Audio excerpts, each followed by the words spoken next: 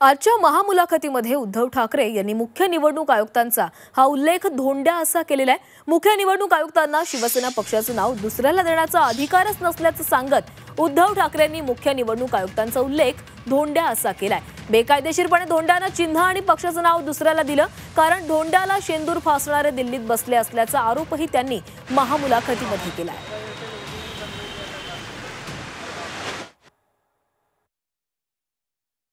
कदाचित शिवसेनेचं निवडणूक चिन्ह हे निवडणूक आयोग दुसऱ्याला देऊ शकेल किंवा ते गोठवू शकेल। खरं गोठवायला पाहिजे जर असा वाद असेल, पण शिवसेना नाव ते दुसऱ्याला देऊ शकत नाही, तो अधिकारच नाही निवडणूक आयोगाला। कारण ते शिवसेना हे नाव माझ्या आजोबांनी आणि माझ्या वडिलांनी दिलेलं आहे। उद्या मी निवडणूक आयुक्ताचं नाव बदलून त्याचं नाव धोंड्या ठेवलं तर अधिकार आहे का? पण मग जर माझं नाव बदललं तर मी त्याला धोंड्याच म्हणणार।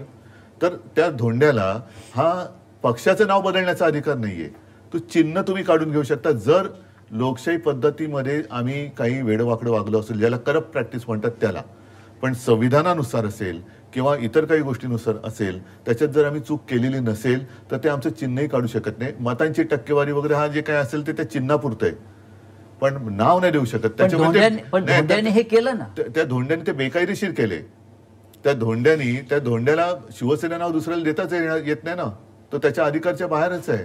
पण त्या धोंड्याला शेंदूर फासणारे दिल्लीत बसलेत म्हणून चालतंय। बरोबर ना, कारण लोकसभेचे निकाल पण जे खासदार ह्याचे निवडून आलेले आहेत ते पण निवडणूक आयोगाने दिलेले आहे। तेव्हा का निवडणूक आयोग वाईट वाटला नाही? तेव्हा तर अल्लाह अकबर करून हा नाचत होता सगळीकडे नालबाजारमध्ये। तेव्हा का तुम्हाला निवडणूक आयोग लोकसभेच्या नंतर वाईट वाटले नाहीत?